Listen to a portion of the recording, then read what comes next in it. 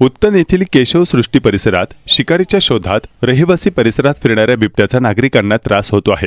शिकारीच्या शोधात जंगलातून बाहेर पडून बिबट्या पाळीव प्राणी आणि कोंबडींची शिकार करत आहे। रविवारी सकाळी बिबट्या हा कोंबड्याची शिकार करण्याच्या उद्देशाने गावातील घराच्या वरांड्यात पोहोचला।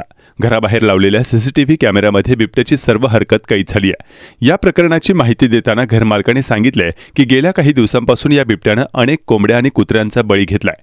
शहरी भागात बिबट्या फिरत असल्याची माहिती स्थानिक नागरिकांनी वन विभागाच्या अधिकाऱ्यांना दिली आहे। आता या बिबट्याला पकडण्यात वन विभागाच्या अधिकाऱ्यांना केव्हा यश येणार हे देखील पाहणं महत्त्वाचं ठरणार आहे।